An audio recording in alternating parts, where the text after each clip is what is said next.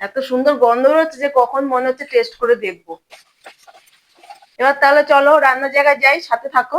বাইরে আজ এমন ঠান্ডা যে হঠাৎ করে গরম গরম চিকেন স্যুপ খেতে ইচ্ছে হলো। শীতকালে এক বাটি চিকেন স্যুপ খেতে কিন্তু দারুণ লাগে বন্ধুরা, তাই আজকে বানাতে চলেছি চিকেন স্যুপ। তাহলে চলো শুরু করি। ভিডিওটি যদি ভালো লেগে থাকে একটা লাইক আর শেয়ার করে দিও, আর চ্যানেলটিকে সাবস্ক্রাইব করে দিও। দেখো বন্ধুরা, এখানে আমি 500 গ্রাম চিকেন নিয়ে নিয়েছি। এখানে সব ধরনের পিসই আছে, আমি কোনো রকম আলাদাভাবে বোনলেস চিকেন বা আলাদাভাবে কোনো কিছু নিইনি, সব ধরনের পিসই আছে। তাহলে দেখো কোন কোন সবজিগুলো আমি স্যুপে ইউজ করব। এখানে আছে একটা ক্যাপসিকাম, 4টে পেঁয়াজ, পেঁপে, একটা গাজর, একটা টমেটো, বিনস আছে কতগুলো, আর একটা আলু। তাহলে এগুলোকে আমি এখন কেটে নেবো।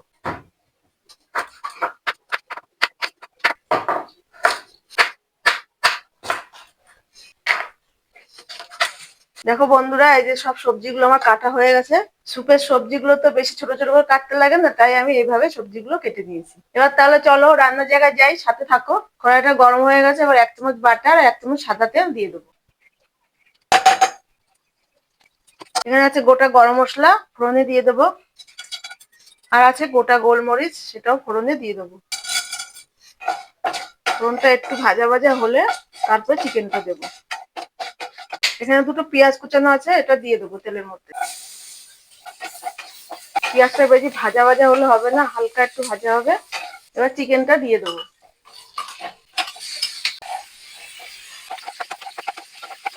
এবার আমি এখানে কতগুলো রসুন থেতো করে দিয়ে দেবো। দিয়ে দেবো আদা কুচানো।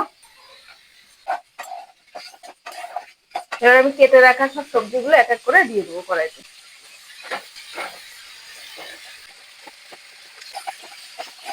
সবজিগুলো একটু হালকা করে ভেজে নেবো, তারপরে বিনস দেবো আর ক্যাপসিকামটা দেবো। দেখো বন্ধুরা, এগুলো মোটামুটি ভাজা হয়ে এসছে, চিকেন গুলো একটু সাদা সাদা ভাব হয়ে এসছে। এবার আমি বাদ বাকি সবজিগুলো দিয়ে দেবো।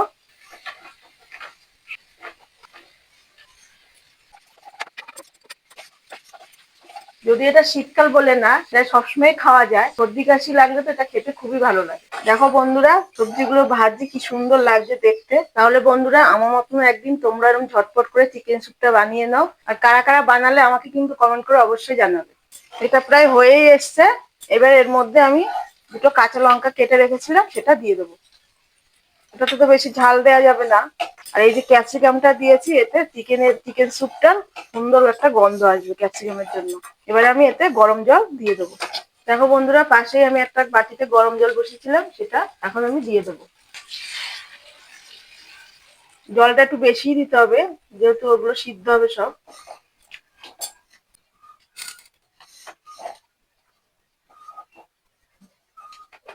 বন্ধুরা, তোমরা কিন্তু গরম জলটা ইউজ করো, গরম জলটা দিলে ভালো হয়। আর এতে এখন আমি টমেটো দিয়ে দেবো, 4 ফালা করে রেখেছিলাম।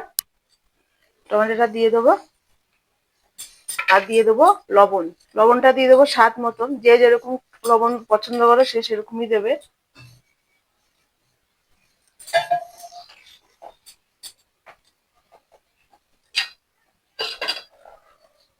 পনেরো মিনিট তো হয়ে গেল, এবার একটু ঢাকনা তুলে দেখি কেমন হলো।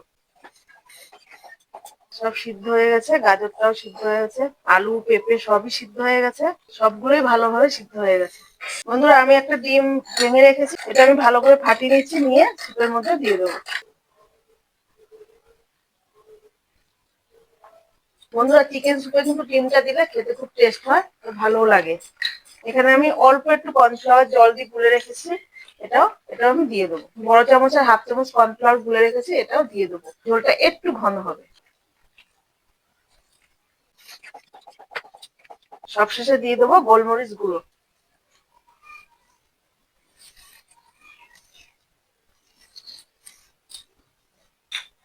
এই যে বন্ধুরা, গরম গরম চিকেন স্যুপ রেডি। এত সুন্দর গন্ধ বেরোচ্ছে যে কখন মনে হচ্ছে টেস্ট করে দেখবো। তাহলে বন্ধুরা, এইভাবে তোমরা একদিন বানিয়ে খেয়ে দেখো। ভিডিওটি যদি ভালো লেগে থাকে একটা লাইক আর শেয়ার করে দিও, আর চ্যানেলটিকে সাবস্ক্রাইব করে দিও। তাহলে দেখা হচ্ছে বন্ধুরা পরের নতুন রেসিপি ভিডিওতে।